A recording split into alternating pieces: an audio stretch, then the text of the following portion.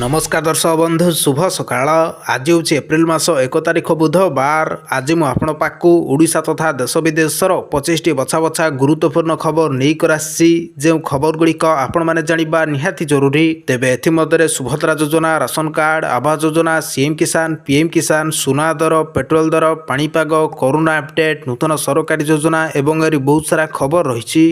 भिडियोटी को शेष देखु। ता सहित आप न्यूज को केउ जिलार देखुंत आमको तले कमेंट माध्यम निहाती जनातु।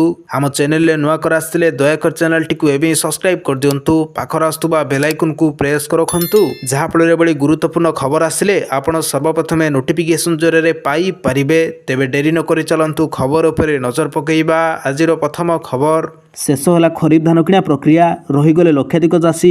तेबे राज्य में शेष होला खरीफ धान किणा प्रक्रिया हेले ए पर्यंत राज्य में धान बिक्री करने को पंजीकरण करथिबा लक्षाधिक चाषी धान बिक्री करि पारुनाहंती। राज्य में केउठी रास्ता रोको तो आउ केठी मंडी आगे चाषी धारणा देइछंती। तथापि राज्य सरकार जोगाण विभाग निद भांगुनी। खरीफ धान किणा समय बढ़ाइବାକୁ राज्य किसान कांग्रेस, नवनिर्माण कृषक संगठन समेत विभिन्न चाषी संगठन दाबी करिसंती। राज्य जोगाण विभाग फूड ओडिशार पोर्टाल अनुसार राज्य में खरीफ धान बिक्री करने को 19,37,528 जन चाषी योग्य विवेचित होते। से आसंता काली सुधा 17,84,582 जन चाषी धान बिक्री करछंती। राज्य जोगाण विभाग घोषणा अनुसार चलित मास 31 तारिख खरीफ धान किणार शेष सीमा रही। तो दर्शक बंधु चलतु नजर पकाइबा परवर्ती खबर उपरे। व्हाट्सएप ग्राहकों आसला दुख खबर। 83,000 व्हाट्सएप अकाउंट को ब्लॉक कले केंद्र सरकार। तेबे साइबर फ्रॉड सहित संपूर्ति 83,000 व्हाट्सएप अकाउंट को ब्लॉक कले केंद्र सरकार। या सहित विपुल फ्रॉड ऐप को ब्लॉक कर जाइछि। सेहीपरि 8,45,000 सिम कार्ड को अकामी कर दिया जिबा सो एनसीआरपी पोर्टाल जरिए 2,39,000 आईएमईआई नंबर ठाब कर जाइछि। डिजिटल ठकई रोकिया पई केंद्र सरकार एक बड़ निष्पत्ति नैछंती। आईसी4 तथ्य अनुसार एही अभियान जरिए 3,982 स्कापियो आईडी एवं 23,866 व्हाट्सएप अकाउंट को ब्लॉक कर जाइछि। 2025 जनवरी एही अकाउंट को व्यवहार करी विपुल परिमाण में साइबर ठकई एवं अकाउंट खाली कर जाइछि। तो दर्शक बंधु चलतु नजर पकाइबा परवर्ती खबर उपरे। छात्र छात्री मानक पई आसला खुशी खबर। एप्रिल मासरे बंद रहिबो एतिक दिन स्कूल एवं कॉलेज। तेबे 2026 रु 27 पई शिक्षा वर्ष आरंभ होउछि। या सहित छात्र छात्री मानक पई किछि स्वागत योग्य खबर आछि। एप्रिल मास 2026 पई कैलेंडर छुट्टी रे भरिबाकू जाउछि। एही मासरे गुड फ्राइडे, आंबेडकर जयंती एवं बैसाखी भली प्रमुख पर्व पालन कर जाउछि। जहाँ फल देशर विभिन्न राज्य रे स्कूल एवं कॉलेज गुड़िक छुट्टी घोषणा कर जाइछि। एप्रिल 1 तारिख बुधवार कमर्शियल बैंक डे रहउछि। एहार प्रभाव रे किछि राज्य रे स्कूल एहार प्रभाव देखिବାକୁ मिलि पारे। एप्रिल 3 तारिख शुक्रवार गुड फ्राइडे रहउछि। जहाँ फल स्कूल गुड़िक छुट्टी रहिबो। एप्रिल 5 तारिख रविवार पड़ुछि। जहाँ फल साधारणतः छुट्टी रहिबो।